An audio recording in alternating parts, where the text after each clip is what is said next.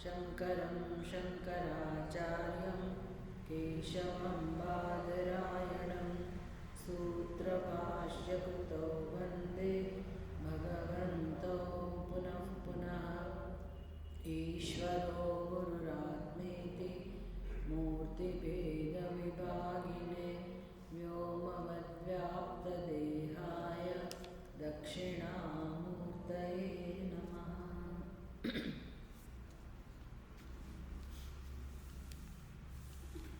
ॐ सदाशिवसमारम्भाम् शङ्कराचार्यमध्यमाम् अस्मदाचार्यपर्यन्ताम् वन्दे गुरुपरम्पराम्।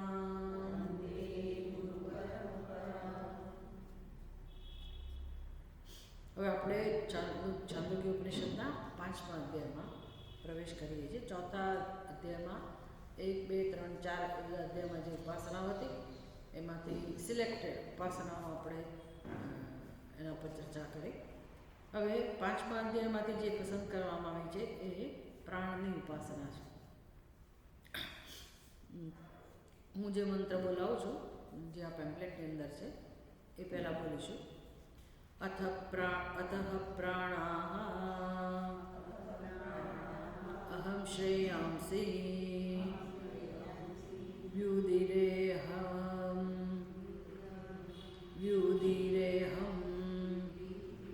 श्रेयानस्म्यहं श्रेयानस्मीति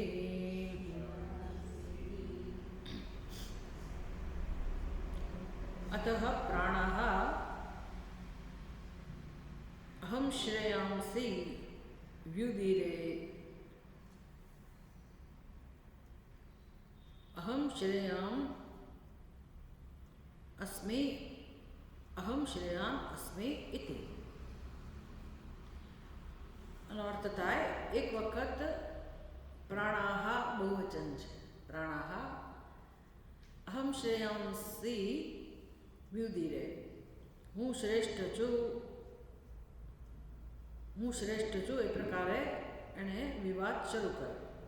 પ્રાણાહ બહુવચન છે, પ્રાણ તો એક જ છે. પ્રાણાહ બહુવચન છે તો બહુ તો તમે એના પ્રાણના આપણે 5 વિભાગ કરીએ છીએ. પ્રાણ, અપાન, ઉદાન, વ્યાન અને સમાન. તો એવો અર્થ પણ થાય.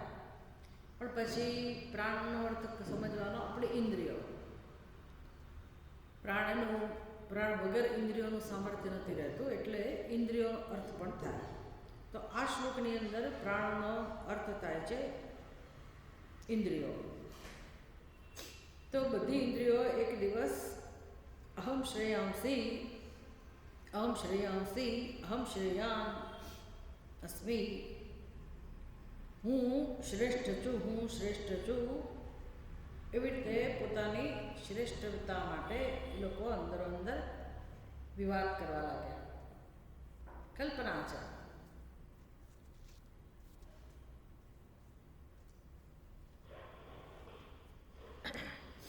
જેમ સંસારમાં થતું હોય છે, જેમ રોજ જીવનમાં સંઘર્ષ થતો હોય છે.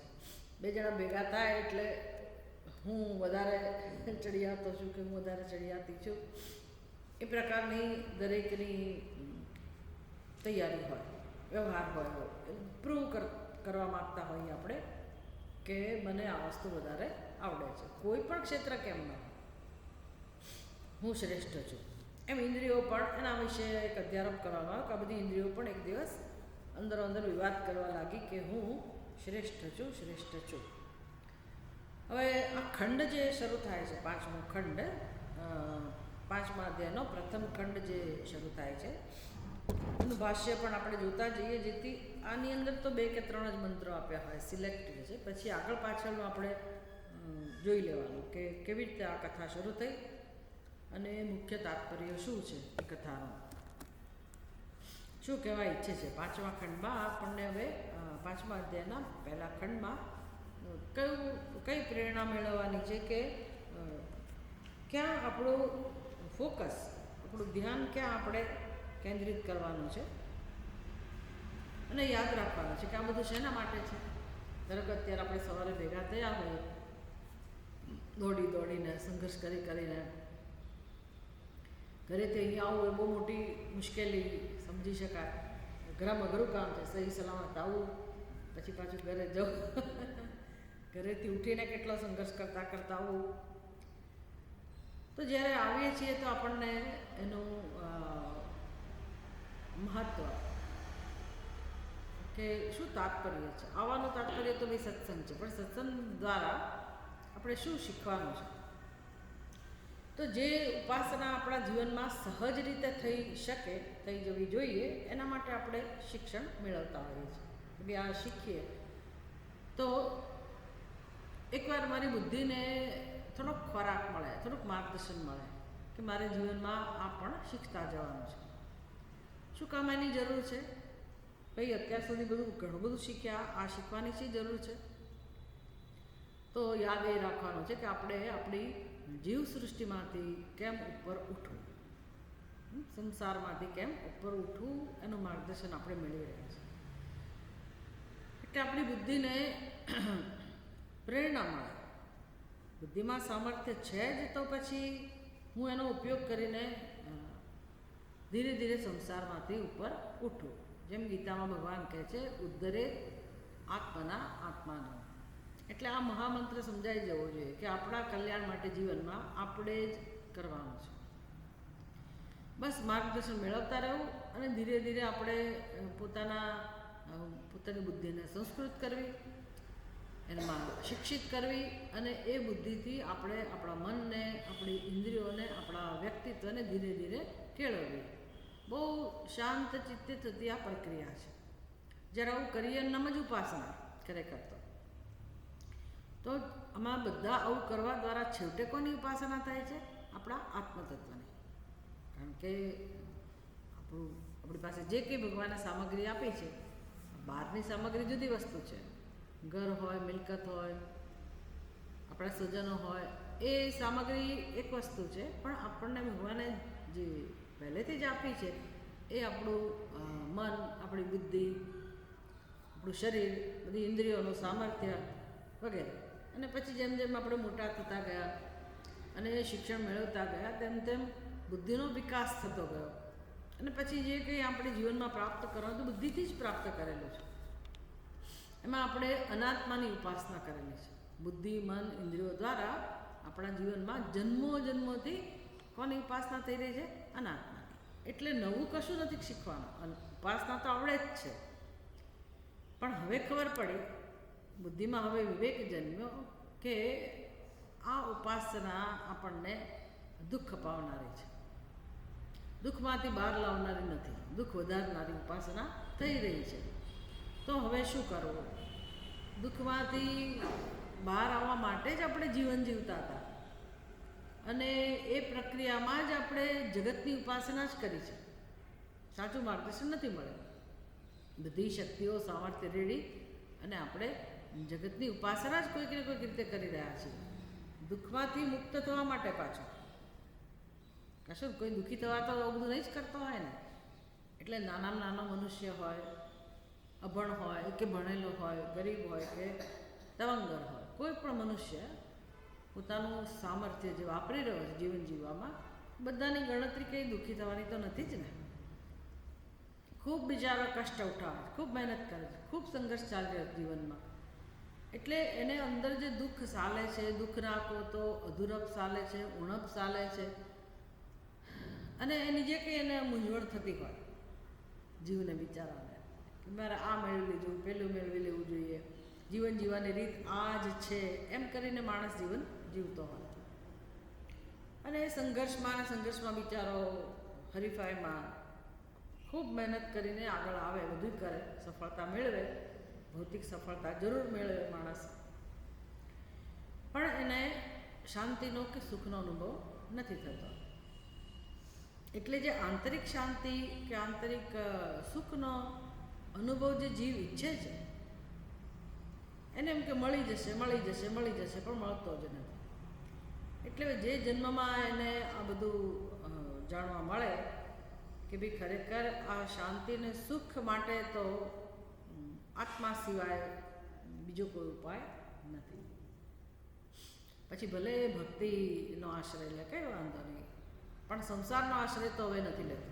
જો એને ખબર પડે તો એ મનુષ્ય હવે સંસારનો આશ્રય ના લે. એ કોનો આશ્રય લે? ઈશ્વરનો આશ્રય. ભલે એને બિચારાને ખબર નથી કે ભગવાનનું સ્વરૂપ કેવું છે, સગુણ બ્રહ્મ, નિર્ગુણ બ્રહ્મ, હવે કશી ખબર ના હોય, વધારે કશું જાણતો પણ ના હોય ઈશ્વર વિશે કે ભક્તિ વિશે પણ ભગવાન તરફ એ જીવ વળે ધીરે ધીરે. હવે એને સંસાર નથી ગમતો, પણ એ શીખવું છે. તો શું કરવું? સંસારમાંથી બહાર આવવા શું કરવું? એટલે એ ભગવાન તરફ વળે પોતાની રીતે, પોતાના સંસ્કારને અનુરૂપ અથવા સમજને અનુરૂપ અથવા સમાજમાં જે કંઈ વ્યવસ્થા હોય. જેમ કે આપણા વિસ્તારમાં કંઈક સેન્ટર હોય, બ્રહ્મકુમારીનું સેન્ટર હોય તો માણસ પછી ત્યાં જાય. સ્વામિનારાયણનું મંદિર હોય તો માણસ ત્યાં જાય. પછી દાદા ભગવાન કહો કે બધું જાતનું દુનિયામાં ચાલે છે, ઇસ્કોન હોય, આ હોય, તે હોય, પણ માણસ બિચારો શોધતો જ હોય છે, આશ્રય શોધતો હોય. એટલે આવું એને જે સહેજ પણ જણાય, મંદિરો હોય આજુબાજુ, જ્યાં પણ એને જે જણાય ત્યાં એ બિચારો જાય, શ્રદ્ધાથી, આસ્થાથી, અપેક્ષાથી કે અહીંયાથી મને આશ્રય મળશે. એટલે આવું કરવા દ્વારા એ સંસારમાંથી ઉપર ઉઠવા જ ઈચ્છે છે. સંસારમાંથી એટલે દુઃખમાંથી. તો સારું છે, ચલો સંસારમાંથી ઉઠવાનું આ એક આલંબન છે. તો વેદની જે આ ઉપાસનાઓ છે એની પાછળનું પ્રયોજન પણ એ જ છે કે આપણે કેવી રીતે સંસારમાંથી ઉપર ઉઠીએ. ઉપાસના માત્ર એનું પ્રયોજન એક જ છે, સંસારમાંથી આપણને બહાર લાવવા. કર્મયોગનું પ્રયોજન તો એ છે જ, પણ હવે મનના સ્તરની આપણી જે જરૂરિયાતો હોય એને પૂરી કરવા માટે હું કેવી રીતે ઈશ્વરનું આલંબન લઉં, ભક્તિનું આલંબન લઉં, અને કેમ સંસારમાંથી ઉપર ઉઠું. જીવની આ જ ઈચ્છા છે. પણ જો સમજાયું હોય તો, નહીંતર સંસારમાં રહીને જ પાછો દુઃખમાંથી મુક્ત થવા પ્રયાસ કરે. મુક્ત તો દુઃખમાંથી જ થવું છે, પણ એને ખબર નથી કેમ થવું. એટલે સંસારમાં જેટલા ઉપાયો હોય એ અજમાવ્યા કરે. આજે આને પકડે, અહીંથી સુખ ના મળ્યું, આધાર ના મળ્યો એટલે બીજાને પકડે, એકને છોડે ને બીજાને પકડે, એવું ચાલ્યા જ કરે. પછી એ ઘર હોય કે વ્યક્તિ હોય કે ગમે તે હોય, સંબંધો હોય, આમ માણસ બિચારો અથડાતો કૂટાતો પોતાનું જીવન જીવી રહ્યો હોય. એટલે સહેજ પણ એને આવું જાણવા મળે, પૂર્વના સંસ્કારને કારણે કહો, પૂર્વના પુણ્યને કારણે કહો, ઈશ્વર કૃપાથી સહેજ પણ એને એવો ખ્યાલ આવે કે ભાઈ આ જ સંસારમાં રહીને જો હું દુઃખમાંથી મુક્ત થવા પુરુષાર્થ કરીશ તો મેળ નહીં પડે. એટલે એ ઈશ્વરનું શરણ લે અને પોતાની રીતે આગળ વધે. તો સંસારમાંથી મુક્ત તો થવું જ છે. બીજે જઈએ તો બીજા પાસેથી આપણે અપેક્ષા રાખવાના. ભલે ને કદાચ આપણે કોઈ એવા સંસ્થાઓ, ધાર્મિક સંસ્થાઓનો આશ્રય લઈએ કે મંદિરનો આશ્રય લઈએ તો ત્યાં આપણે એવી અપેક્ષા રાખવાના કે એ ભગવાન મને સહાય કરે, કે બીજા પરિબળો મને મુક્ત કરે. તો વ્યવસ્થા જ છે. પણ ભગવાન પછી છેવટે કૃપા કરીને શું કરે, આપણને સત્સંગમાં જોડી આપે, શાસ્ત્રની સાથે જોડી આપે કે તમે શાસ્ત્રમાં માર્ગદર્શન છે તો તમે ત્યાંથી વ્યવસ્થિત માર્ગદર્શન મેળવો. હવે આ બધું હવે અત્યારે આ જમાનામાં આ પ્રકારે આપણે ચર્ચા કરવી પડે છે. પહેલાંના જમાનામાં તો આપણા જીવનનું માર્ગદર્શન પહેલેથી જ વેદ દ્વારા મેળવવાનું હતું. એટલે વેદ પ્રમાણે જ જીવન જીવાય. વેદ કે કેવી રીતે કર્મો કરવાના એ પ્રમાણે જ કર્મો થાય. એટલે અથાતો ધર્મ જિજ્ઞાસા એવું આપણું શાસ્ત્ર છે. બ્રહ્મસૂત્ર છે ને, એક તો ભગવદ્ ગીતા છે, ઉપનિષદ છે અને બ્રહ્મસૂત્ર, 3 પ્રસ્થાન છે આપણા માટે. મૂળ વેદમાંથી જ આવેલી છે આ વસ્તુ. પણ આ બધાનું શિક્ષણ પ્રાપ્ત કરવું એ મનુષ્યના જીવનનું કર્તવ્ય. એવું નહીં કે સંન્યાસીઓએ આ બધું કરવાનું, એવું નહોતું. આ અધ્યયન પહેલેથી જ હોય. વેદનું અધ્યયન ગુરુકુળમાં પહેલેથી જ હોય. બહેનો કદાચ શિક્ષણ મેળવવા જતી હોય કે ના જતી હોય, પણ એમને પણ શિક્ષણ મળે છે. પતિ દ્વારા મળે, ઘરમાં કોઈક ને કોઈક રીતે મળે, પણ બધાને ખબર હોય કે વેદ શેના માટે છે. એટલે જીવન જીવવાનું માર્ગદર્શન પહેલેથી જ, જન્મથી જ કેવી રીતે જીવન જીવવાનું એનું માર્ગદર્શન આપવામાં આવતું હોય. જન્મથી એટલે શું, સમજણા થઈએ ત્યાં સુધી પણ માતા પિતા આપણને પ્રેરણા આપે, શું કરો શું ના કરો, અને કયા સંસ્કારોનું અનુસરણ કરવું વગેરે. પછી સમજણું બાળક થાય એટલે ગુરુકુળમાં મૂકી દે, તો ગુરુકુળમાં આ જ માર્ગદર્શન હોય. ભલે વેદનું અધ્યયન હોય, પણ વેદ ને જીવનને શું સંબંધ છે, વેદને અને મનુષ્યના જીવનને શું સંબંધ છે. વેદ આપણને કેમ જીવન જીવવું એ શીખવાડે છે, જીવન જીવવાનું માર્ગદર્શન આપે છે. એટલે અથવા તો ધર્મ જિજ્ઞાસા એ જે વિષય હોય એમાં કર્મ અને ઉપાસના એની વ્યવસ્થિત સમજ આપવામાં આવી હોય. હવે આપણી પાસે આટલું બધી તો કંઈ વ્યવસ્થા છે નહીં, આપણે એવા સદભાગી નથી. હવે તો આપણું જીવન તો ઘણું બધું જીવી ગયા, પણ આપણને ખબર હોવી જોઈએ તો ઘણું બધું સ્પષ્ટ થઈ જાય. પછી આમાં શ્રદ્ધા રાખવાનું, પહેલાંમાં શ્રદ્ધા રાખવાનું, આ કરી લઈએ, પહેલું કરે, વળી ત્રીજો આવે કે ભાઈ નાના તમે ફલાણા દેવી દેવતાની માનતા રાખો ને એની ઉપાસના કરો એટલે તમારું કામ થઈ જાય. ત્યાંથી અડધું થયું ને પછી અહીંયા ગયા, પછી અહીં ગયા, એમ આપણે આલમન લીધા જ કરીએ, એમ મહેનત બહુ કરીએ છીએ, પણ જે સરસ ફળવાળું મળવું જોઈએ અને સ્થિરતા આવવી જોઈએ એ કામ થતું નથી. એટલે વેદનું માર્ગદર્શન પર્યાપ્ત છે. પછી બીજે જવું જ ના પડે. તો વેદ આપણને કેમ કર્મ કરવું એ શીખવાડે અને કેમ ઉપાસના કરવી એ પણ શીખવાડે. તો ભગવદ્ ગીતાનું અધ્યયન કરતા હોઈએ તો ભગવાન અમુક વસ્તુ કહે કે ભાઈ ઉદ્ધરે આત્મના. આ આપણે સમજી લેવાનું હોય કે આનો અર્થ શું થાય. ખાલી અર્જુનને જ કહેતા હતા એવું નહોતું, આપણા માટે પણ એ જ બોધ છે. ઉદ્ધરે આત્મના ભાઈ પોતે પોતાની જાતે પોતાનો ઉદ્ધાર કરવો જોઈએ. આ સમજાઈ જાય ને તો આપણે જીવનમાં ઘણા પ્રશ્નો ઉકલી જાય, ફરિયાદ જતી રહે. ભગવાન મારો ઉદ્ધાર કરે ત્યારે થશે, પતિ મારો ઉદ્ધાર કરશે ત્યારે થશે, પત્ની મારો ઉદ્ધાર તો કોઈનો ઉદ્ધાર કર્યો, બાળકો મારો ઉદ્ધાર કરશે, સ્વજનો મારો ઉદ્ધાર કરશે કે ગુરુ મારો ઉદ્ધાર કરશે, આવું ભગવાન શીખવાડતા નથી. હા, માર્ગદર્શન બધા આપશે, ગુરુ, ભગવાનના શાસ્ત્રો એ બધું માર્ગદર્શન માટે છે, પણ છેવટે આગળ કોણે આવવાનું છે, પુરુષાર્થ કોણે કરવાનો છે, આપણે પોતાએ. એટલે પુરુષાર્થ કરવાનું સામર્થ્ય ક્યાંથી લાવવું એ પ્રશ્ન છે. નાની ઉંમરના હોઈએ તો આપણી પાસે બધું સામર્થ્ય હોય, મોટી ઉંમરના થયા પછી આપણી સ્થિતિ એવી થઈ ગઈ હોય અનુભવને કારણે, સંસારના જે વિચિત્ર અનુભવો થાય એને કારણે આપણી સ્થિતિ બહુ દયનીય થઈ ગઈ હોય. એટલે નિરાશા હોય, નિર્બળતા હોય, શોક હોય, ચિંતા હોય, જરાય શાંતિ ના હોય, આવું માણસના જીવનમાં હોય એ સ્વાભાવિક છે. અજ્ઞાનને કારણે શાસ્ત્રને તો ખબર છે કે માણસની સ્થિતિ આવી જ હોય, પણ આપણી બુદ્ધિમાં જુદા વિચારો છે. એ મારી સ્થિતિ આવી કેમ છે, તો કે મારા દીકરાનું આવું થયું, દીકરીનું આવું થયું, મારા જીવનમાં આવું બન્યું, મારા ભૂતકાળમાં બધા આવા હતા, અડોશી જે કંઈ હોય, આપણા બધાની બુદ્ધિમાં આપણા દુઃખના કારણો નક્કી છે કે આને કારણે મારી આવી સ્થિતિ છે. એટલે બાળકો સુખી ના હોય, એના પ્રશ્નો હોય, આપણા પ્રશ્નો બની જાય, અને એના પ્રશ્નો જેને કારણે હોય એને આપણે દુઃખનું કારણ સમજીએ. આ આપણી સમજ છે કે આપણે જગતને આવી રીતે નિમિત્ત સમજીએ છીએ દુઃખ માટે.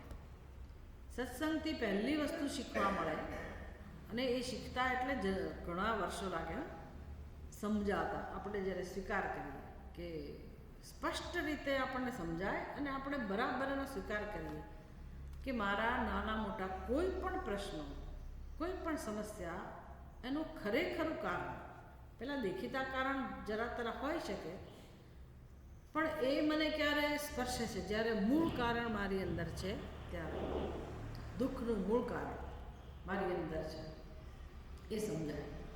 મારી અંદર એટલે મારી બુદ્ધિમાં. નહીંતર પહેલી સમજ તો શું છે, મારું જીવન આવું છે, કારણ કે મારું ભાગ્ય આવું છે, મારું પ્રારબ્ધ આવું છે, એટલે ત્યાં સુધી તો આપણે પહોંચી ગયા હોય. જવાબદાર ચોક્કસ કહીએ, પણ મને કેમ એની સાથે લેવા દેવા છે. ઋણાનુબંધ, તો ઋણાનુબંધને કારણે હું દુઃખી છું. કેમ પરારો પડ્યો? ઋણાનુબંધ. કેમ આવું થયું? પ્રારબ્ધ. અહીં સુધી આપણે પહોંચીએ કે આ પ્રારબ્ધને કારણે હું દુઃખી છું. બધાની સમજ આવી. જ્યાં સુધી એ સમજ છે ત્યાં સુધી આપણે આગળ વધી શકીએ નહીં. પડી આપણે ઠેર ના ઠેર પાછા, ભલે કંઈ કરીએ નહીં તો એ દુઃખી તો ખરા ને. જીવવું જ પડે છે એટલે જીવીએ, મરી તો ના જઈએ. ઘણા લોકો બિચારા મરી જવા જેવી સ્થિતિમાં જતા રહે અથવા મરી જાય. મોટાભાગના લોકો જે જીવે છે એનો અર્થ એવો નહીં સમજવાનો કે એને મરી નથી જવું. હા, જીવવું ગમે એટલે નથી મરી જવું, બરાબર છે, પણ કે જીવવું તો જીવવામાં આનંદ તો નથી છે.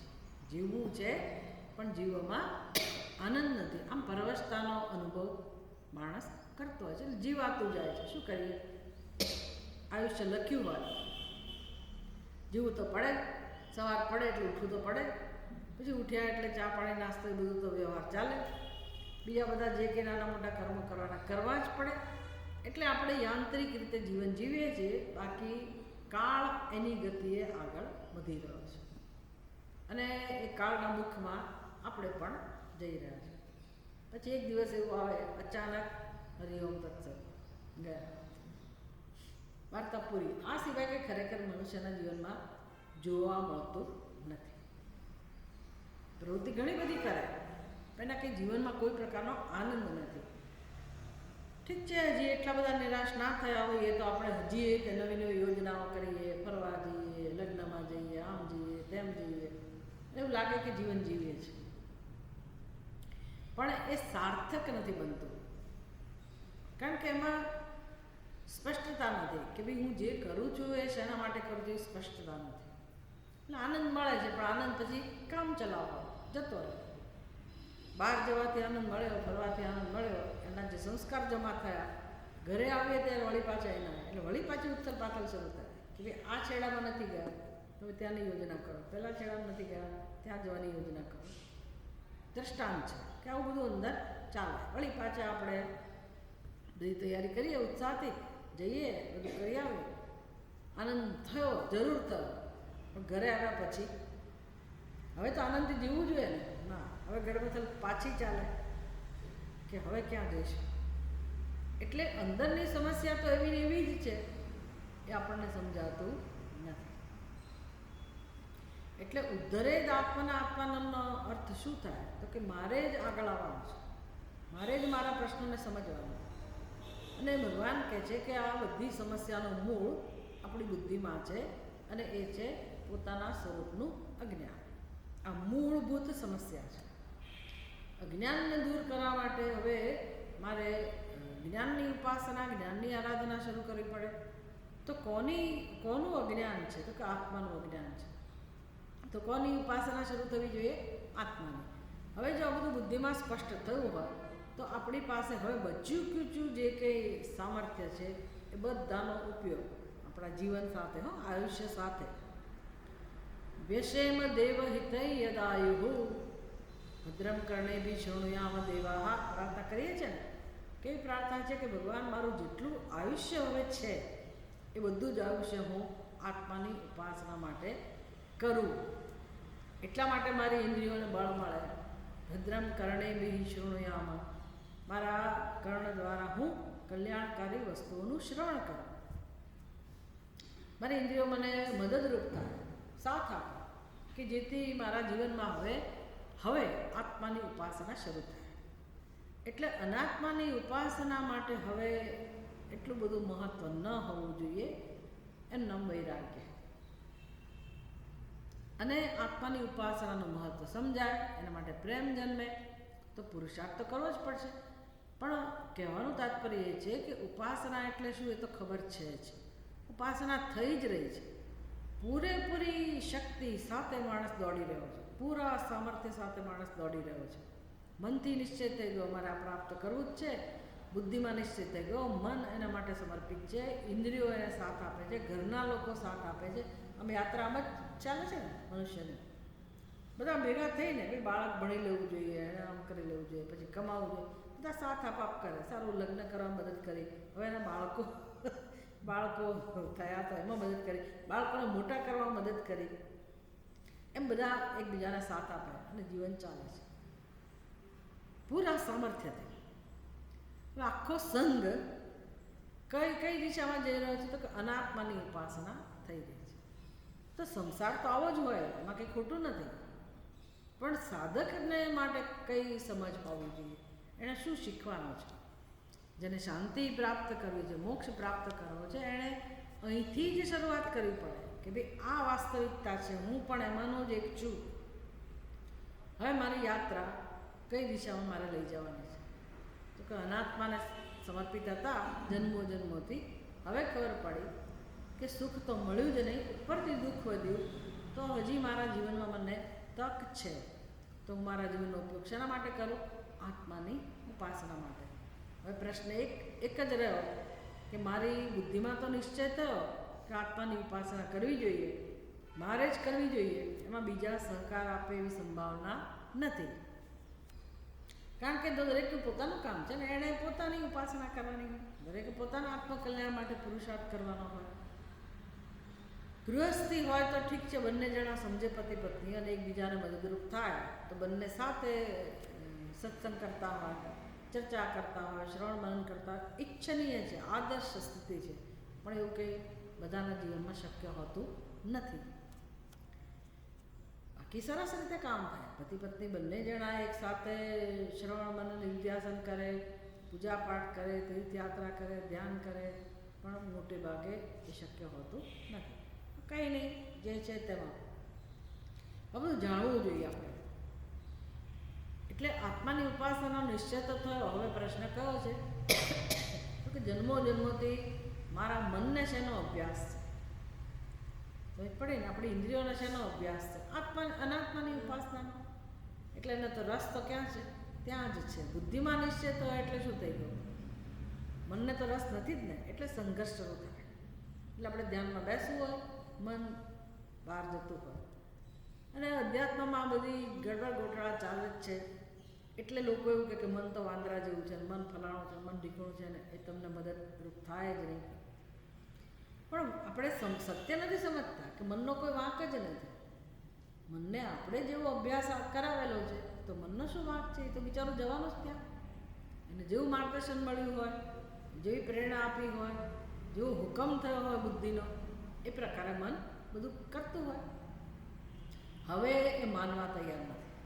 આપણી જ બુદ્ધિનો નિર્ણય મન માનવા તૈયાર નથી. એટલે મનની સાથે કામ લેવું અઘરામાં અઘરી વસ્તુ છે. પણ એનું નામ જ આધ્યાત્મિક સાધના, એનું નામ જ આધ્યાત્મિક ઉપાસના. એટલે બુદ્ધિથી આપણે ઘણો નિશ્ચય કરીને નક્કી કરી દઈએ કે કાલથી હું આમ કરી નાખીશ, તેમ કરી નાખીશ, હું જંગલમાં જતી રહીશ, ને ગુફામાં જતી રહીશ, ને ફલાણું છોડી દઈશ. પણ એ ઠીક છે, સારી વસ્તુ છે, પણ જ્યાં સુધી મનને આપણે સાથે ના લઈએ ત્યાં સુધી સફળ ના થઈએ. મનને કેમ ધીરે ધીરે આ બધા નિર્ણયોની સાથે તૈયાર કરવું, રસ લેતું કરવું, બહુ મોટી સાધના છે.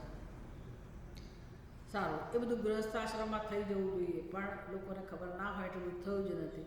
કંઈ નહીં, હવે આપણે શીખીએ કે મનને કેમ લઈ આવો.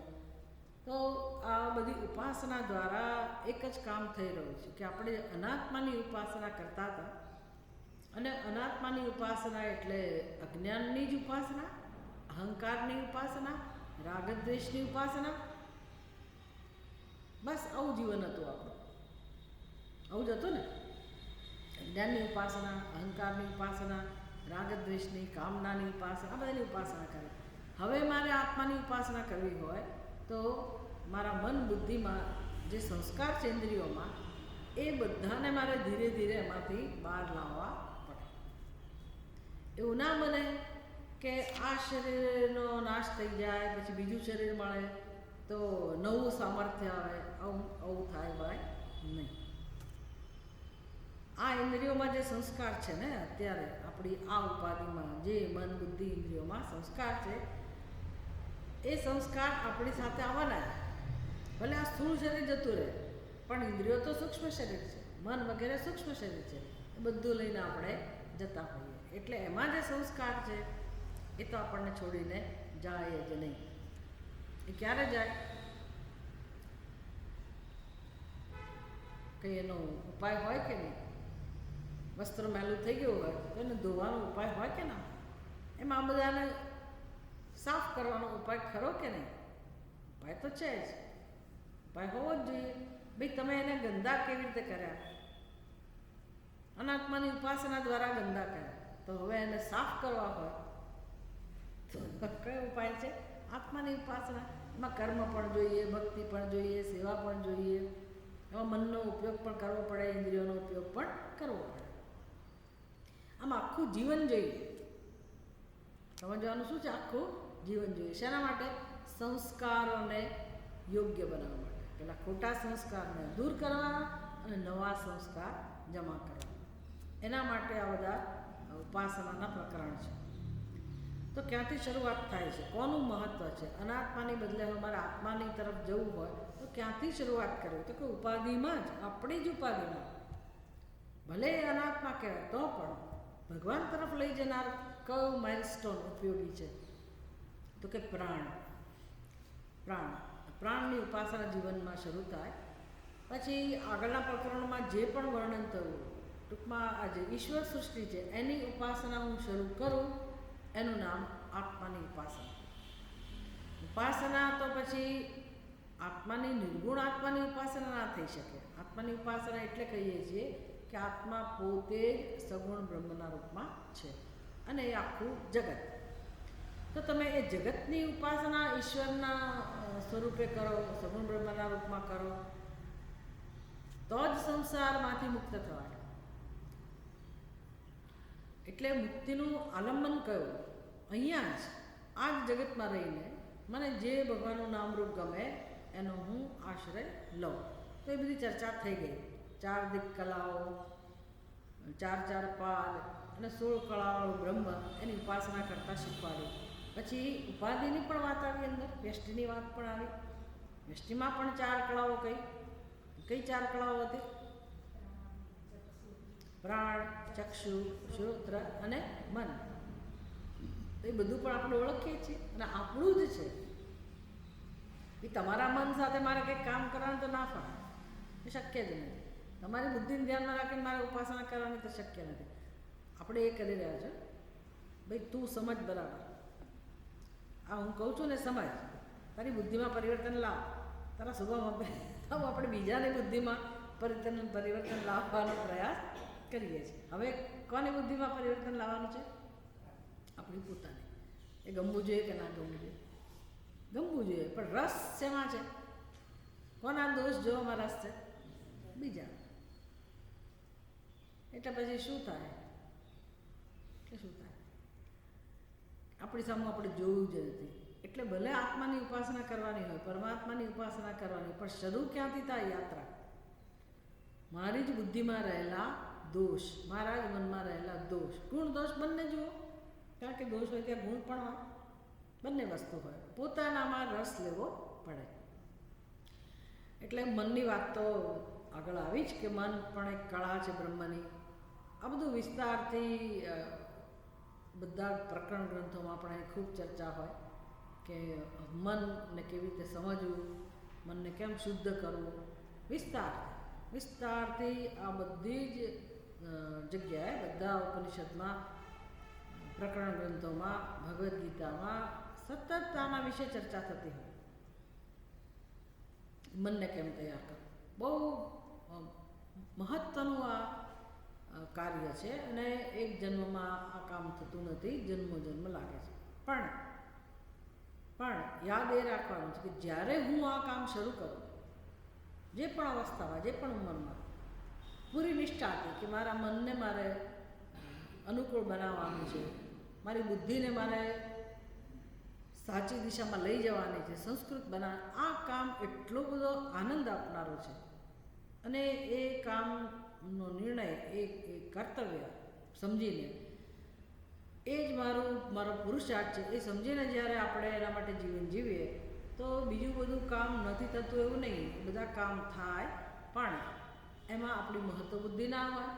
એટલે આપોઆપ સંસાર ગૌણ બની જાય, આપોઆપ દુઃખ જતું જ રહે, એ કકળાટ તો જતો જ રહે. હવે સંઘર્ષ હોય, ચોક્કસ સંઘર્ષ હોય, પેલો વગર મફતનો કકળાટ ના હોય. આપણી બધી એનર્જી એમાં ખવાઈ જાય છે ને, જતી રહે છે, મળતું નથી કંઈ. તમે મોટે મોટે અવાજે દલીલો કરો, આપણને નવાઈ લાગે કે આપણને ખબર નથી પડતી ને આપણું ઘાંટો એટલે અવાજ ઊંચો થઈ જાય. આપણે બોલાય નહીં પણ વોલ્યુમ વધી જાય. જ્યારે દલીલ કરવાની આવે ને, આપણે આમ કોઈને સમજાવવા માગતા હોય, ઝઘડો થતો હોય ને, આમ તું સાચો હું સાચો એવું થતું હોય તો આપણે ઉગ્ર થઈ જઈએ, ઉગ્ર થઈ જઈએ. ખબર નથી પડતી કેમ ઉગ્રતા આવી જાય છે. આવું થઈ જાય છે. ચાલો બધું થયું, માન્યા નહીં માન્યા, જે થયું તે, પણ એ એનર્જી તો ગઈ ને આપણી શક્તિ તો બધી વપરાય ને. એમાં મળ્યું શું? કદાચ આમ થયું, આમ નહોતું થયું, આનું નામ થયું ને ના થયું, એટલું જ ને. આનો આગ્રહ હતો એ પ્રમાણે થયું, મારા આગળ પ્રમાણે ના થયું, આ જ રહેવાનું. આનાથી વધારે તો કંઈ થવાનું નથી. તો બધી શક્તિ તો આખી જિંદગી આમાં આપણી જતી રહે છે. એની બદલે બધું ફોકસ મારું અહીંયા હોય, મારે મારી બુદ્ધિને તૈયાર કરવાની છે, મારા મનને તૈયાર કરવાનું છે, તો આનંદ આવે. એટલે આ બધા પ્રશ્નો જીવનમાં આપોઆપ દૂર થતો રહે. માત્ર નિશ્ચય કરવાથી કે મારે હવે જીવનમાં આત્માની ઉપાસના કરવી છે. આત્માને પછી પ્રેમ કરવો પડે, આત્માને મહત્વ આપવું પડે, આત્માને સમજવો પડે, મનને સમજવું પડે, મનને કેળવવું પડે. પણ બહુ સુંદર કાર્ય છે. અને એમાં ડગલે ને પગલે ભગવાનની જરૂર પડે તો ભગવાન તો આપણને ગમે જ છે. ભગવાનમાં તો શ્રદ્ધા છે, તો આપણે ભગવાનને જ પ્રાર્થના કરવાના. અને સાથે સાથે બુદ્ધિપૂર્વક આપણે આપણા મન બુદ્ધિને પણ કેળવતા જઈએ. તો સરસ રીતે ભાષ્યકાર કહે છે, સગુણ બ્રહ્મ વિદ્યાયા ઉત્તરાગતિ ઉક્તા. ઉક્તા એટલે ભૂતકાળ થઈ ગયો. આગળના પ્રકરણોમાં કે ભાઈ સગુણ બ્રહ્મની જે વિદ્યા છે એનું ફળ કયું છે તો કે ઉત્તરાયણ. પાછું સમજવાનું એ પણ છે. કેટલો સરસ સિદ્ધાંત છે આ ભગવાનનો કે તમે જેની ઉપાસના કરો એનું ફળ મળે છે. સીધી જ વાત. એને કર્મનો સિદ્ધાંત તો જે કહે, કર્મ કરીએ એટલે પહેલાં મન તો આવી જ ગયું ને અંદર. તો મનના સ્તરે એને ઉપાસના કહેવાય. તો આપણે જે કર્મ કરીને ફળ મળે છે, તો સંસારનું તો કર્મ કરતા હતા, ઉપાસના કરતા, એનું ફળ એ મળી જ ગયું, મળવાનું છે, મળશે ખરું. પણ હવે આપણે રસ્તો બદલ્યો. હવે હું ભક્તિનો માર્ગ લઉં, સેવાનો માર્ગ લઉં, ઉપાસનાનો માર્ગ લઉં, તો એ પણ કર્મ થયું ને. તો એ કર્મ નકામું ના જાય. જો સંસારનું કર્મ નકામું નથી જતું, તો આ કર્મ કઈ રીતે નકામું જાય? એટલે આપણે થોડી થોડી પણ સગુણ બ્રહ્મની ઉપાસના કરીએ, થોડી થોડી પણ સેવા કરીએ, થોડું થોડું પણ ધ્યાન ભજન કરીએ, તો એનું ફળ હોય જ. ફળ વગરનું કોઈ કર્મ ના હોય. એટલે બુદ્ધિમાન માણસ કયું કર્મ પસંદ કરે? જેનું ફળ ઉત્તમ હોય. એટલે દક્ષિણાયન ગતિ અને ઉત્તરાયણ ગતિ, આપણા બે ગતિ વિશે પરિચિત છીએ. દક્ષિણાયન ગતિ એટલે શું? તો કે જે વારંવાર જન્મ મૃત્યુ અપાવે છે, એટલે કે દુઃખ જ છેવટે તો આવે છે. ઉત્તરાયણ ગતિ એટલે શું? વિશ્વ પિતામહની આટલી મોટી કથા છે, શેના માટે એણે પીડા સહન કરી? કે ભાઈ ઉત્તરાયણ આવે ને મારું મૃત્યુ થાય. ઉત્તરાયણમાં જે 14મી જાન્યુઆરી પછી આપણે જેને કહીએ છીએ, એટલે એણે રાહ જોઈ એ શીખવવા માટે કે ભાઈ ઉત્તરાયણ ગતિનું મહત્વ કેમ છે? તો કે જીવને સુખ જ જોઈએ, દુઃખ નથી જોઈતું. એટલે કેમ એની ઉર્ધ્વગતિ થાય? તો ઉપાસનાનો માર્ગ જેના જીવનમાં જે મનુષ્ય લીધેલો છે એને એ ભલે નાની નાની ઉપાસના કરે, થોડી થોડી ઉપાસના કરે, પોતાની સમજ પ્રમાણે કરે, પણ હવે સંસારની ઉપાસના નથી થતી, તો આ ઈશ્વરની ઉપાસનાને ઉત્તર ગતિ તરફ લઈ જાય છે. એટલે કે આ બધી આગળની જે ઉપાસનાઓ છે એમાં ઉત્તરાયણ ગતિની વાત થઈ ગઈ. હવે પંચમે અધ્યાયે પંચાગ્નિવિદઃ ગૃહસ્થસ્ય ઉર્ધ્વરેતસાં ચ શ્રદ્ધાલુનાં વિદ્યાનંતરશીલિનામ તામેવ ગતિમ અનુદ્યાન્યા દક્ષિણાદિ કર્મ સંબંધિની કેવલ કર્મેણા ધૂમાદિ લક્ષણા પુનરાવૃત્તિ રૂપા તૃતીયા ચ તતઃ કષ્ટતરમ સંસાર ગતિ. એ ગતિનું વર્ણન કેવી રીતે થયું? તો કંઈક તો ઉત્તરાયણ ગતિ, એટલે હવે ભૂતકાળમાં જે ઉત્તરાયણ ગતિની વાત થઈ ગઈ, પણ હવે અથ ઇદાનીમ પંચમે અધ્યાય, હવે પાંચમા અધ્યાયમાં પંચાગ્નિ વેદતા ગૃહસ્થ. આ બધું આપણે ખાલી પરિચય મેળવવાનો છે. પંચાગ્નિ વેદતા કોણ કહેવાય એ જમાનાની વાત હશે, પણ એ ગૃહસ્થ હતો, વિદ્વાન હતો, જેને પંચાગ્નિનું જ્ઞાન હતું. પંચાગ્નિ વેદતા ગૃહસ્થ અને અન્ય વિદ્યાઓમાં નિષ્ઠા જેની હતી એવા શ્રદ્ધાળુ ઉર્ધ્વરેતાઓ, કે જે હવે પોતાની ચેતનાને ઉર્ધ્વ ગતિ તરફ લઈ જાય છે, ઉર્ધ્વ લઈ જાય છે, એવી ગતિનો અનુવાદ કરીને પછી કર્મપરાયણ જે પુરુષો હોય એની ગતિ, એક ઉર્ધ્વ ગતિ, બીજી માત્ર કર્મપરાયણ મનુષ્યો છે એની ગતિ. કઈ ગતિ? તો કે દક્ષિણ, એક ઉત્તરાયણ અને બીજું દક્ષિણાયન. જેમાં ધૂમેના વ્રિયતે વન્ની ના, એ તો બીજું દૃષ્ટાંત છે. જેમાં ધૂમ માર્ગ હોય, કે ભાઈ પેલો પ્રકાશ માર્ગ હોય ઉત્તરાયણ ગતિ, અને આ ધૂમ્ર માર્ગ હોય એટલે ધુમાડાવાળો, અને એને દક્ષિણ દિશા તરફ લઈ જનારો, આ પ્રકારની બીજી ગતિ, જેમાં ફરી ફરીને જન્મવાનું હોય. આ બે ગતિ, આ કોઈ પણ ઉપનિષદ કેમ ના હોય, શાસ્ત્રમાં આ પ્રકાર ચર્ચા થતી હોય. એક ઉત્તરાયણ ગતિ અને બીજી દક્ષિણાયન ગતિ. ત્રીજી ગતિ, હવે ત્રીજી કોઈ ગતિ નથી, પણ છતાંય સ્વીકાર કરવો પડે કે ભાઈ જે મનુષ્યના જીવનમાં કર્મ પણ નથી, સકામ કર્મ પણ નથી અને નિષ્કામ કર્મ પણ નથી, એવા લોકો પણ છે. તો એ કયા લોકો? તો કે અધમ કૃત્ય કરનારા, જેના જીવનમાં માત્ર અધર્મ છે. એની શું હાલત હોય છે?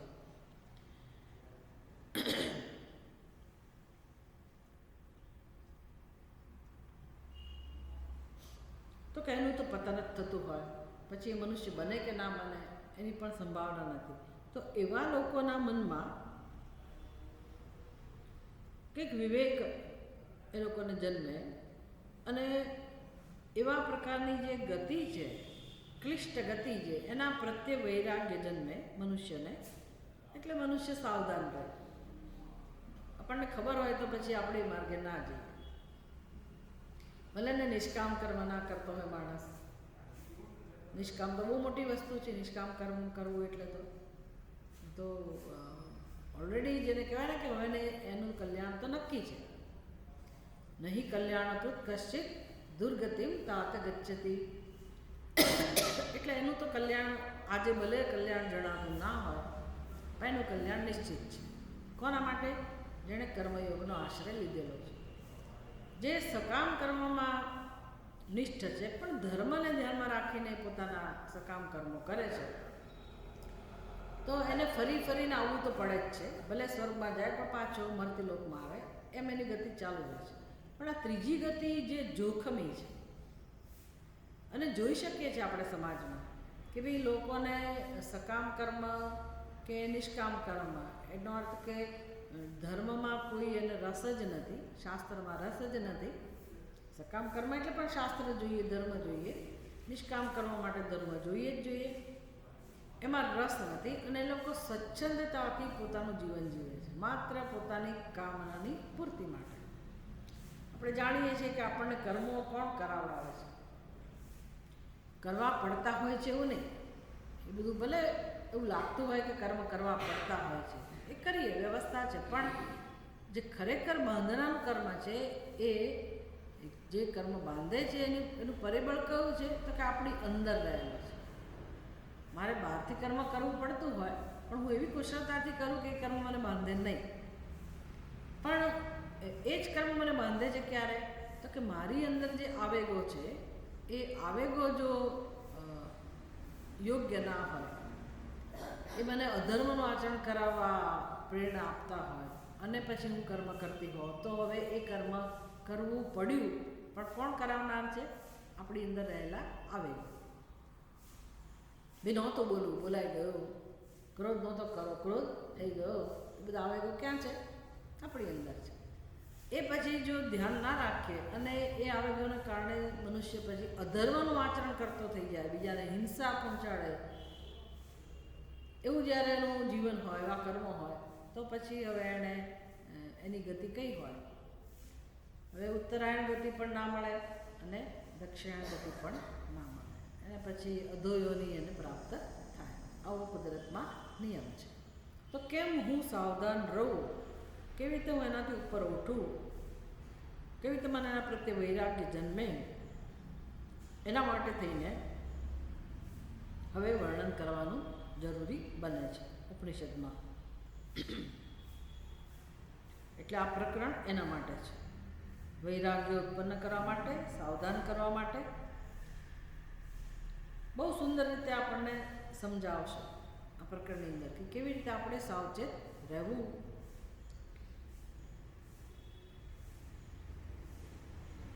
આપણને એમ કે ઉપાસના એટલે કર્મ પછી થનારી વસ્તુ,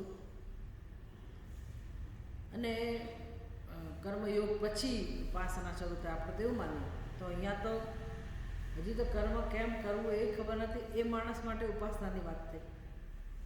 એટલે એ લોકોને ધ્યાનમાં રાખીને ઉપાસનાનો ઉપદેશ છે, એનો અર્થ એવો હતો.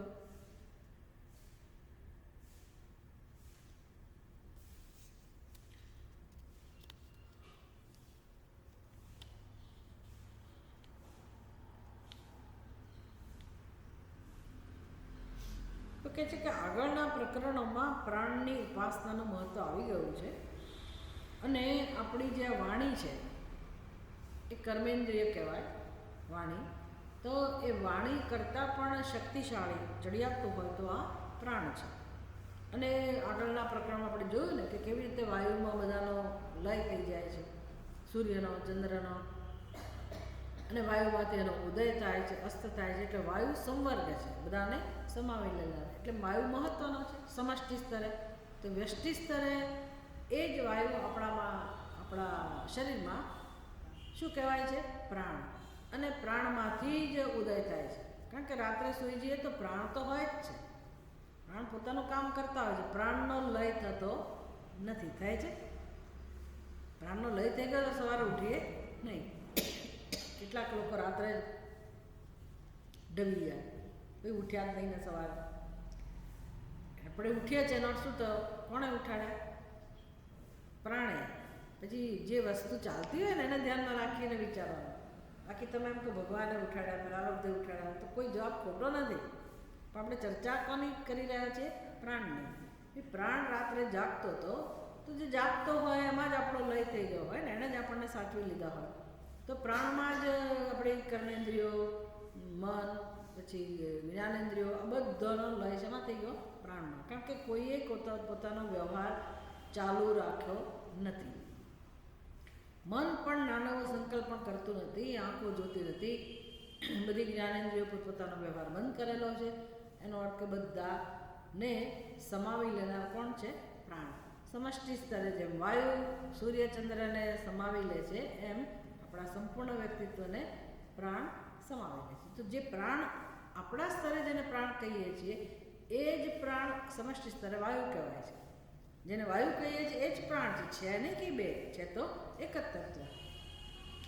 તો એ જે ઈશ્વર તત્વ જે છે એની ઉપાસના, પ્રાણની ઉપાસના. કેમ તો કે સૌથી વધારે સ્થાયી તો એ જ છે અને મહત્વના પણ એ જ છે. એટલે એની ઉપાસના કેમ કરવી?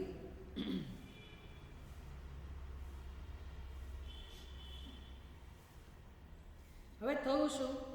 જ્યારે આવું બની જ રહ્યું છે, આ તો આપણે એટલી ચર્ચા કરી ઉપનિષદના આધારે, ત્યારે ખબર પડી કે ભાઈ પ્રાણમાં બધાનો લય થાય છે અને પ્રાણ બધાને સાચવનાર છે. પ્રાણ જાગતો હોય સુષુપ્તિમાં. આ ચર્ચા કરી ત્યારે ખબર પડી. પણ નહીંતર શું દેખાય? સવારે ઉઠ્યા, આપણું ધ્યાન તો પ્રાણ તરફ છે જ નહીં. આપણે તો ઉઠ્યા અને પછી જે કર્મો કરવાના એ શરૂ કરી દઈએ. એટલે મન, બુદ્ધિ, ઇન્દ્રિયો આ બધા પોતપોતાનું કામ શરૂ કરે છે. તો પ્રાણ તો હતા જ, બધા સાથે મળીને કામ કરે છે આખો દિવસ, સવારથી સાંજ અથવા જન્મથી મૃત્યુ સુધી, બરાબર ને? બધા ભેગા મળીને કામ કરે છે. તો ખરેખર કામ કરનાર કોણ છે એ તો કોઈને ખબર પડે જ નહીં ને. બધા કામ કરતા હોય એવું લાગે. એટલે આપણા જીવન જીવવામાં બધાનો ફાળો છે, બધાનું કોન્ટ્રીબ્યુશન છે, અને બધા એક સરખા મહત્વના છે એવું જણાય છે. કંઈ ભેદ જણાતો નથી. એટલે શું થવાની સંભાવના છે? જેમ આપણા ઘરમાં થતું હોય, ભાઈ આજે રસોઈ સરસ બનાવી, એટલે 2-4 જણા ભેગા થઈને બનાવી હોય તો મુશ્કેલી થઈ જાય. રસોઈના વખાણ થાય ત્યારે પછી પહેલાં કહે છે કે પેલું તો મેં બનાવ્યું, 4-5 આઈટમ હોય ને તો કે આ તો મેં બનાવ્યું. તમે સાંભળી ના લો કંઈ કે એક વ્યક્તિના વખાણ થાય, તમે સાંભળી લો ભાઈ ના હું હતી રસોડામાં અને મસાલો મેં કર્યો, ફલાણું મેં કર્યું, આવું પછી વાત શરૂ થઈ જાય ને, વિવાદ. બાકી અજાણી વ્યક્તિને શું હોય કે ભાઈ આ લોકોએ રસોઈ બનાવે, 3-4 જણા ભેગા થઈને કામ કર્યું હોય. આશ્રમમાં આવું બધું બહુ જોવા મળે. કામ કરવાનું હોય, કોઈ મોટો પ્રોગ્રામ આવ્યા હોય તો બધા ભેગા થઈને સરસ ટીમ વર્ક કર્યું હોય, પણ પછી દરેકને કહેવું હોય, ધ્યાન દોરે આપો કે જો આ તો સ્ટેજ તો મેં બનાવ્યું, પેલું તો મેં, આ મારો આઈડિયા, અમારો આઈડિયા. એટલે દરેક વ્યક્તિ પોતાનું મહત્ત્વ સ્થાપિત કરવા કહે. હવે ટીમવર્ક એટલે ટીમવર્ક, બધા ભેગા થઈને જ કર્યું હોય. ભલે ને એનો વિચાર હોય તો શું, બીજાએ ભાઈ એ વિચાર અમલમાં મૂકવા મદદ તો કરે ને, એવું નહીં. અંદરથી આપણી સમજ કેવી હોય, તો મેં કર્યું. બસ એવી કથા અહીંયા શરૂ થશે. એટલે હવે ઇન્દ્રિયોને બધાને એમ લાગે છે કે મારે કારણે આ માણસ જીવન જીવે છે. આંખને એમ લાગે છે કે હું જ જીવાડું છું, કાનને એવું લાગે છે કે હું જ આ માણસને જીવન જીવવાનું બળ આપું છું, અથવા એના જીવન માટે હું જ જવાબદાર છું. હું ના હોઉં તો કેવી રીતે જીવે? કાન કહે છે કે હું ના હોઉં તો આનું અસ્તિત્વ જ ના હોય, કેવી રીતે બને? એટલે અમે બધા એક પછી એક અંદર વિવાદ કરીએ. બધી ઇન્દ્રિયો અંદર વિવાદ કરે કે ભાઈ હું છું એટલે આનું જીવન ચાલે.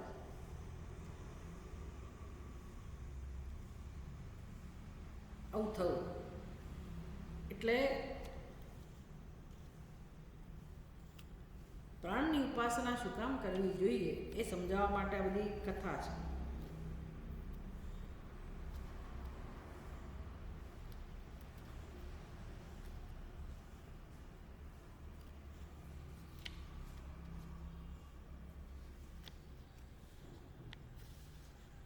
તો પછી પ્રાણ બધા સાથે મળીને કામ કરતા હોય તો પ્રાણની ઉપાસના શું કામ કરવી જોઈએ એ વિષય છે.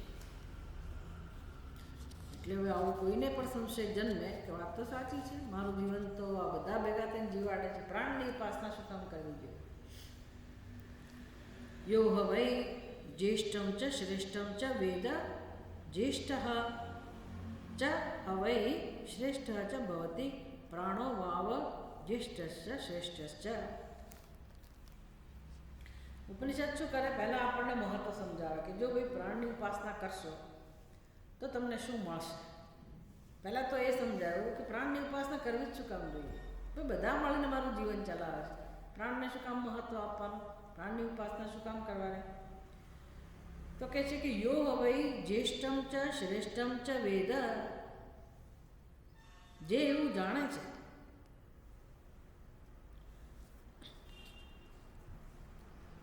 જે સૌથી મહાન છે એને જે જાણે છે એ એવું બની જાય છે. ઉપાસનાનો સિદ્ધાંત એક જ છે. ન્યાય આપણે જાણીએ છીએ, કયો ન્યાય કામ કરતો હોય છે, કયા ન્યાયનું દ્રષ્ટાંત ગ્રંથોમાં આપવામાં આવતું હોય છે. કીટ ભ્રમર ન્યાય. ધ્યાન માટે, ઉપાસના માટે દ્રષ્ટાંત આનું આપે, એને ન્યાય કહી દીધો, કીટ ભ્રમર ન્યાય. કીટ ભ્રમર ન્યાય સાંભળ્યું છે એવું કે? કીટ ભ્રમર ન્યાય જોયું તો હશે, ભલે સાંભળ્યું ના. ભમરીએ દર બનાવ્યું હોય, પછી ભમરી થોડી વારે ત્યાં આવે અને એનું જે કામ કરતી હોય, આપણે એટલું જોઈએ કે ભમરી ત્યાં આવ કરે. શું કામ આવતી હશે?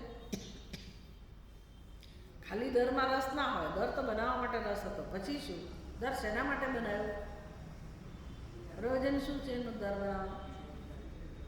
એણે એના બાળકો એના ઈંડા મૂકવા છે, મૂકી દીધા હોય કે મૂક્યા હોય ખબર નથી, પણ એ દર જે બનેલું છે એના ઉપરથી આપણે અનુમાન કરી શકીએ કે ચોક્કસ ત્યાં એણે એના ઈંડા મૂકેલા છે. હવે ઈંડા મૂક્યા પછી કંઈ માતા છોડીને જતી રહેવું ના હોય, એવું હોય બીજા પ્રાણીમાં એવું હોય, પણ આ ભમરી વગેરે તો શું કરે, એ ઈંડાની પાસે આવીને પછી એનું ધ્યાન રાખે. હવે એને દરની અંદર મૂકેલા છે. હવે આપણને ખબર નથી પડતી શું ખરેખર થઈ રહ્યું છે, પણ ચોક્કસ કંઈક થઈ તો રહ્યું છે. તો ઋષિ મુનિએ શોધી કાઢ્યું હશે કે આ કરે છે શું, તો કે આવીને જાણે કે ડંખ મારતી હોય એવું લાગે છે. હવે એ જે કરતી હોય, પણ આ બહારથી આપણને એવું દેખાય કે જઈને ડંખ મારે છે. તો અંદર તો એણે ઈંડું મૂક્યું છે, ઈંડામાંથી ઈયળ જન્મતી હોય છે, હોય પતંગિયું કે ભમરો હોય, પણ એનું ઈંડું જ્યારે હોય ત્યારે એ ઈયળના રૂપમાં હોય, ઈયળ હોય અંદર. હવે એણે કેટલા વખત સુધી ભમરીએ ડંખ માર્યો હોય અને પછી જ્યારે એ ઈયળમાંથી પ્રગટ થાય છે જે શરીર, એ શરીર કોનું હોય છે? ભમરી. તો ઈયળમાંથી ભમરી બન્યું કેવી રીતે? તો કુદરત છે. પણ દ્રષ્ટાંત આપવા માટે કે ભાઈ શું થયું હશે, તો કે પેલી ભમરી આવીને ડંખ મારતી હતી, એટલે ઈયળ રાત દિવસ ભમરીનું ચિંતન કરે કે હમણાં આવશે અને મને મારશે, હમણાં આવશે અને મને મારશે. એટલે આ જે અનુસંધાન થયું એને કહેવાય ઉપાસના. જેની તમે ઉપાસના કરો એ બની જાઓ. આ સિદ્ધાંત છે, બહુ સરસ સિદ્ધાંત છે, ખૂબ શીખવા જેવો સિદ્ધાંત છે. આમાંથી આપણને ઘણું બધું મળી જાય. મારા હાથમાં જ છે મારે જે બનવું હોય.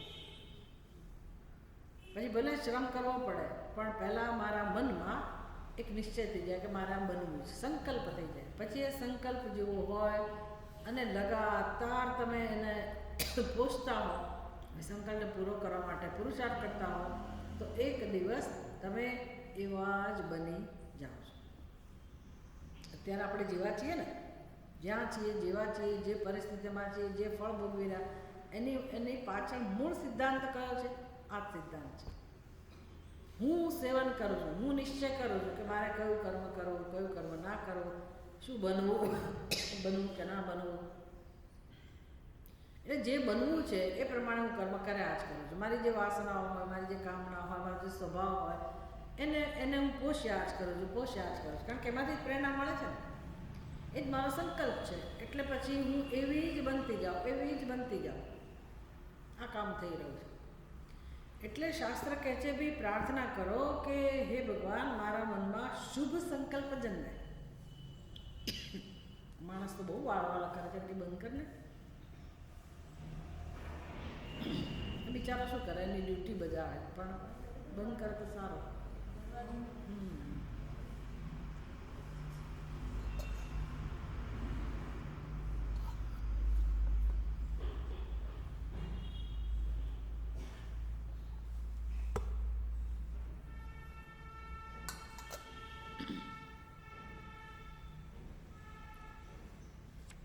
એટલે આ જેમ જેમ સત્સંગ કરીને આ બધા સિદ્ધાંતો આપણને સમજાઈ જવા જોઈએ કે જો ગીતામાં પણ ભગવાન આવું જ કહે છે, અંતે યા મતિ સા ગતિ. ભાઈ જે તમારી અંત સમયે તમારી મતિ હોય, બુદ્ધિ હોય, એ પ્રકાર તમારી ગતિ થાય. પણ જન્મ પણ એટલે જ થયો ને, ગતિ એટલે શું? ફરી જન્મીશું ત્યાં જ. એટલે પેલી મતિ લઈને જ હું મમ્યા કરું છું ને, તો કેમ એવું છે કે અંતે મતિ યા મતિ સા ગતિ, બી જેવી મતિ એવી ગતિ કેમ છે? અને ભગવાન કહે છે કે આખી જિંદગી એવો જ રહ્યો છે, સદા તદ્ભાવ ભાવિતા. એટલે આખી જિંદગી હું જે ભાવ અને પુષ્ટિ આપું, જે ભાવની ઉપાસના કરું, જેને હું મહત્ત્વ આપું, અંતે કોણ હોય મારી સાથે? એ જ હોય. એટલે આપણે જેવા ઈચ્છીએ એવા બની શકીએ. ધારો કે તામસિક ભાવ મેં રાખ્યો હોય, એમાં પરિવર્તન લાવવું જ નહીં, અને એ જ ભાવનામાંથી જે પ્રેરણા જન્મે ને કર્મો જન્મે અને કર્મનું ફળ, તો મારી ગતિ કેવી હોય? એવી જ હોય. તો હું સંકલ્પ જેવા કરો કે મને આ નથી જોઈતું, તો ઉપાસના થઈ ગઈ ને. તો પછી શું જોઈએ છે? ભાઈ સત્વ ગુણ જોઈએ છે, ભગવાન જોઈએ છે, એટલે જ્ઞાન જોઈએ છે, ભક્તિ જોઈએ છે, એ જો મેં નક્કી કર્યું સંકલ્પ, તો ભાવ પણ એ બન્યો અને એને ધ્યાનમાં રાખીને હું કર્મ કરું, તો પછી અંતે પણ કયું હોય? અંતે કઈ ગતિ હોય? આ જ હોય ને, બીજી ગતિ ના મળે. એટલે નક્કી થવું જોઈએ ને પહેલાં કે મારે શેની ઉપાસના કરવી છે. તો ધ્યાન એટલે આ જ, આનું નામ જ ધ્યાન, કે ભાઈ એક વિષયનો લગાતાર આપણે સજાતીય પ્રવાહ જેને કહેવાય, એ જ દિશામાં પ્રવાહ આપણો ચાલ્યા કરે, એટલે એક જ વિષયનું ચિંતન મનન અનુસંધાન થાય એ નામ ધ્યાન. તો અત્યાર સુધી અનાત્માનું હતું, અજ્ઞાનને કારણે ખબર નહોતી, પણ સામર્થ્ય તો બુદ્ધિમાં છે ને, મન બુદ્ધિમાં ભગવાને સામર્થ્ય તો મૂકેલું જ છે કે તમે નક્કી કરો કે કોનું ધ્યાન કરવું છે, કોને પ્રાપ્ત કરવા છે. નક્કી તો થઈ શકે ને બુદ્ધિમાં, સંકલ્પ થાય પછી આપણે પુરુષાર્થ કરવાનો. તો એક જ દિશામાં મન બુદ્ધિ ઇન્દ્રિયો બધા જ્યારે કામ કરતા હોય એનું નામ જ ધ્યાન, એનું નામ સેવા, એનું નામ ભક્તિ, એનું નામ જ્ઞાન, પછી તો એનું નામ ઉપાસના. સરળ વસ્તુ છે જોવા જાઓ, આટલું જ કરવાનું છે, બીજું કશું નથી. રસ્તો બદલવાનો છે. અનાત્મામાંથી હવે આપણે આત્મા તરફ આવવા, પણ કામ કરવું પડે. સંસાર માટે કેવા દોડ્યા હતા? કોઈ કીધું તું? કોઈ નથી કહ્યું, તોય કેવા દોડ્યા છે, કેવા દોડે છે લોકો. બીજાને જુઓ, હવે માણસ એવો છે કે મહેનત ના કરતો હોય, પૈસા માટે, લગ્ન માટે, બાળકો માટે, સુખાકારી, ભૌતિક ઉન્નતિ માટે બધા ગાંડાની જેમ દોડે છે, ગાંડાની જેમ. હમણાં કોઈક એક વિડીયો બનાવ્યો હતો, એમાં લતા મંગેશકર, એલન મસ્ક, કોઈ સારા સારા કોઈ પણ ક્ષેત્રમાં જેને સિદ્ધિ મેળવી એવા સ્પોર્ટ્સમેન, એ બધાના મંતવ્ય હતા. તો લતા મંગેશકરને પૂછ્યું કે તમારે આવતા જન્મમાં એમ કે ફરી લતા મંગેશકર બનવું ગમે કે ના ગમે? નો મોર. લતા મંગેશકર એટલે આપણા જે સંગીતકારોને જે મહત્ત્વ છે સંગીતનું, એના હૃદયમાં તો લતા મંગેશકર એટલે બહુ જ મોટી સિદ્ધિ પ્રાપ્ત જેણે કરેલી છે તેવી વ્યક્તિ. સરસ્વતી જેને કહેવાય, એટલું સુંદર એની આરાધના સ્વરની. એ લતા મંગેશકર જેણે આવું પદ મેળવ્યું, આપણે જેને સફળ કહીએ છીએ વ્યક્તિ, એ વ્યક્તિ કહે છે કે મારે ફરી લતા મંગેશકર નથી બનવું. જેણે અઢળક સંપત્તિ પ્રાપ્ત કરી છે એ માણસ કહે છે કે હું ઈચ્છું છું કે બધા અઢળક સંપત્તિ પ્રાપ્ત કરે, જેથી ખબર પડે કે કેટલું દુઃખ સહન કરવું પડે, કેટલો સંઘર્ષ. કેટલા બધા આવા જે ઊંચાઈએ પહોંચેલા લોકો પોતાનો અભિપ્રાય જણાવે છે કે ભાઈ આમાં દુઃખ સિવાય, સંઘર્ષ સિવાય કશું નથી, શાંતિ નથી. આ બધાનું કહેવાનું તાત્પર્ય શું છે? લતા મંગેશકર હોય કે ગમે તેવી ઊંચાઈએ પહોંચેલો વ્યક્તિ હોય, જો એણે આંતરિક ઉન્નતિ નથી કરી તો એના જીવનમાં શાંતિ નથી. એટલે શાંતિ મફતમાં ના મળે. જોવા જાઓ તો મફતમાં મળવી જ જોઈએ, મળી શકે એમ જ, પણ નથી મળતી. કારણ કે આપણો સંકલ્પ શાના માટેનો છે જાણતા નથી. એટલે જે સંકલ્પમાં બનાવ્યો હોય એ પ્રમાણે બની જઈએ, પણ શાંતિ માટે તો કોઈ દિવસ આપણે પુરુષાર્થ કર્યો જ નથી. અને હવે ખબર પડી એટલે આપણે એમ માનીએ કે મને તરત શાંતિ મળી જાય, તો અઘરું છે. પુરુષાર્થ તો કરવો પડશે.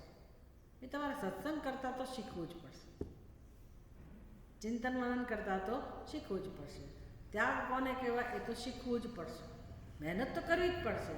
અને હવે તમે એમ કહો કે મારથી નથી હવાતું, મને તો હું તો માંદી છું, હું તો માંદો છું, મારા ઘરે મહેમાન છે પેલા, તો એ તમારો પુરુષાર્થ હજી પહેલી દિશામાં જ છે. અને આ દિશામાં પુરુષાર્થની તૈયારી પણ ના હોય તો એવું કંઈ જલ્દી કામ થતું નથી. પુરુષાર્થ તો કરવો જ પડશે, તો સમજી લેવાનું. ખાલી છોડી દીધું પેલું બધું એટલે મને બધું મળી જાય એવું નથી. હા, તમે પ્રવૃત્તિ છોડી શકો બહારની, પણ અંદરથી તો જબરદસ્ત પુરુષાર્થ જોઈએ છે. મનની એકાગ્રતા, બુદ્ધિની એકાગ્રતા, ચિંતન મનન, ઘણા સમય શક્તિની જરૂર પડશે. સમય આપવો પડે ને. ભલે શારીરિક રીતે તમે કામ નથી કરવાનું આ ક્ષેત્રમાં, પણ સમય તો આપવો પડે ને. આપણે સમય આપવા તૈયાર નથી. પછી જે બીજી બધી પ્રવૃત્તિમાં આપણું રોકાણ હોય એ છોડવા તૈયાર નથી. તો પુરુષાર્થ જેટલો ઓછો હશે એટલું આ પ્રાપ્ત પણ ઓછું થાય, એટલી જ વાર લાગે. અને એનો અર્થ કે દુઃખ જવાનું નથી. આપણે દુઃખ દૂર કરવા જે માત્રામાં પુરુષાર્થ કરવો જોઈએ એવો નથી કરી રહ્યા. એટલે પહેલી બધી ગડબડો ચાલતી હોય છે ને કે બસ સત્સંગમાં જઈને બેસી જવાનું, એને મેળા કામ થાય, એના કામ ના થાય. લોકો આંખો બંધ કરીને સાંભળતા હોય. એટલે આ બધું અધ્યાત્મમાં આવું બધું આવતું જ નથી. શ્રવણ બહુ કર્યું, પણ તમે બુદ્ધિમાં અંદર પોતાનો પુરુષાર્થ કેટલો મૂક્યો, ચિંતન મનન કેટલું કર્યું, ફોલોઅપ તો હોવું જોઈએ ને. મનન ના કરે, સવાર જઈને સાંભળ્યા, પછી ટેવ પડી ગઈ, રોજ જઈએ, પછી કરવાનું શું કરે છે એનો કકળાટ તો બધું ઊભું જ હોય. એ ટેવ પડી ગઈ, આવા વગર ચાલે નહીં, એટલે આવે ખરા માણસ. પણ આવીને મારું પોતાનું કંઈક આપવાનું કે નહીં, સહકાર આપવાનો કે નહીં. શ્રવણ કરનારે પોતે પોતાનો સહકાર આપવાનો હોય કે ના આપવાનો. ખાલી સાંભળવાથી બધું થઈ જાય? સાંભળવાથી ના થાય. પહેલાં સાંભળીએ, સમજીએ, બુદ્ધિમાં નવી નવી વસ્તુ આવતી જાય, એના વિશે આપણે ચિંતન કરીએ, નોટ લખે, માણસ વાંચે, બહુ સક્રિય થવું પડે, બહુ શીખવું પડે. બાકી આમ નામ સાંભળી લીધું ને આપણે સંતોષ લઈએ, જઈએ એવા સત્સંગમાં, ઠીક છે, પેલો ન મામા કરતા ઘણા મામા સારું, પણ પછી એની આદત પડી જાય. જઈ આવ્યા ને એટલે બસ મને ગમ્યું, જઈ આવે. પણ જઈ આવ્યા એટલે એ તો આદતને કારણે જઈ આવે. શેના માટે જઈએ છીએ, આપણી અંદર કેટલું પરિવર્તન આવ્યું, કેટલું સામર્થ્ય શક્તિ વધ્યા આપણા, કેટલી શાંતિ મળી, કેટલી પ્રસન્નતા મળી, બધું ફળ મળવું જોઈએ ને. અને ફળ મળે જ, મળવું જ જોઈએ. શું કામ ના મળવું જોઈએ? જ્યારે આપણે જઈએ જ છીએ તો શું કામ આ બધું ના શીખીએ? તો આવું જે માને છે પ્રાણને શ્રેષ્ઠ જ્યેષ્ઠ છે, એ પ્રકારે જે પ્રાણને સમજે છે, એની ઉપાસના કરે છે, એ પોતે પણ જીવનમાં શ્રેષ્ઠતા અને જ્યેષ્ઠતાને પ્રાપ્ત કરે છે. જ્યેષ્ઠ એટલે ખબર છે ને, મારા જેઠ શબ્દ અહીંથી આવે, જ્યેષ્ઠમાં જેઠ મહિનો એક ફરક, જ્યેષ્ઠ જે સૌથી મોટા છે, જ્યેષ્ઠ એટલે શ્રેષ્ઠ. યો વૈ વસિષ્ઠમ વેદ વસિષ્ઠો ખાનામ ભવતી વાવ વસિષ્ઠ.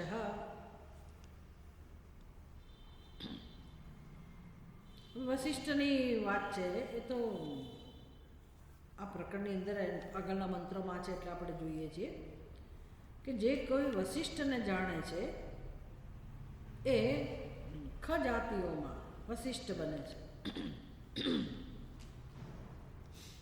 એટલે કોણ વસિષ્ઠ છે? તો કે વાઘ, વાણી વસિષ્ઠ છે. એ વાણીનું મહત્વ સમજાયું.